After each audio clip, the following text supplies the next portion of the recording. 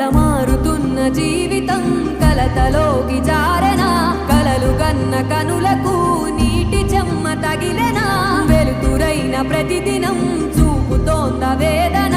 అందమైన బతుకున అలజడి చలరేగెనా ఏమిటి నీ పాపం ఏమిటి నీ నేరం చీకటి ముసిరిందే చిటికల్లోనా తీరదు నీ శ్లోకం